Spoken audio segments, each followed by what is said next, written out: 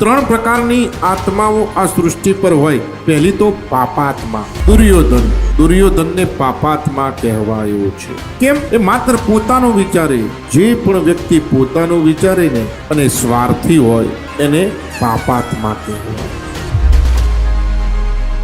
પિતૃઓના મોક્ષાર્થે સુશ્રેષ્ઠ છે. આત્મા શુદ્ધ કરી દે એવી વસ્તુ શુદ્ધજી કઈ છે? સુત ઉવાચ. સુતજી કહે, ધન્યસ્ત્વમ મુનિ શાર્દૂલ. ધન્યવાદ છે તમને એ મુનિઓ કે તમને લોકોનું સારું કરવાની ઈચ્છા થઈ.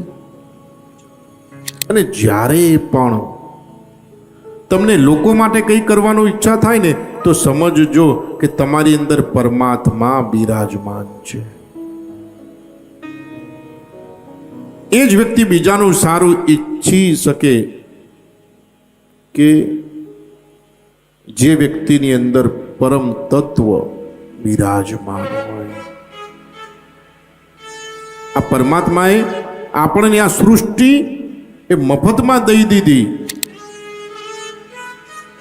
પરમાત્માએ એક રૂપિયો આપણી પાસે નથી લીધો. તમે વિચારજો, આ સૃષ્ટિમાં પરમાત્માએ જે પણ દીધું છે, આ જીવન તો ફ્રી, શ્વાસ તો ફ્રી, જલ પાણી તો ફ્રી, અન્ન દરેક વસ્તુ પરમાત્માએ દીધી.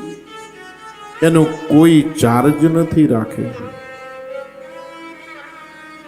અને માટે જ એને પરમાત્મા કહેવાયા છે.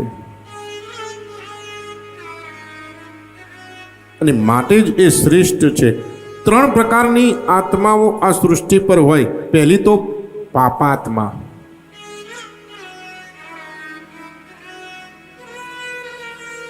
દુર્યોધન.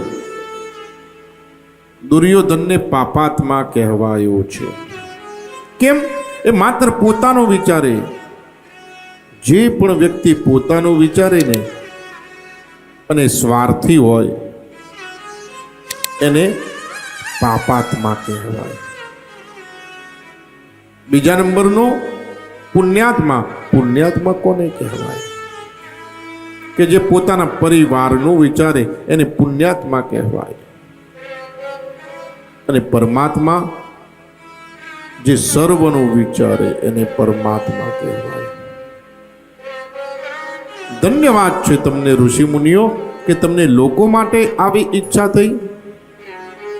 અને મને વિશેષ આનંદ થાય કે આવા યજમાન, આવા ભક્ત, એના શરીરમાં, એના હૃદયમાં પરમાત્મા જ બિરાજમાન હોય. કે જેવી આવી પ્રેરણા થાય કે લોકોનું સારું થાય, લોકોને યાત્રા થાય, લોકોનું જીવન બને. ધન્યસ્ત્વમ મુનિ શાર્દૂલ. તમને ધન્યવાદ છે ઋષિ મુનિઓ કે તમે લોકોનું વિચારો છો. અને સાથે શ્રવણા પ્રીતિ લાલશ. તમે સારું સાંભળવા ઈચ્છો છો. ધન્યવાદ છે તમને કે તમે સારું અને સાચું. વ્યક્તિ એને સારું સાંભળવું ગમે પણ સાચું સાંભળવું એ ખૂબ કઠિન છે. પણ જ્યારે તમારો આત્મા સાચું સાંભળવાની તાકાત રાખે ને તો સમજજો કે તમે પરમોચ્ચ ગતિમાં છો. તમને સારું સારું લાગે એવું તો તમે સાંભળશો જ. પણ જ્યારે તમારા હૃદય, આત્મા સાચું સાંભળવાના તરફ જાય અને એનો સ્વીકાર કરે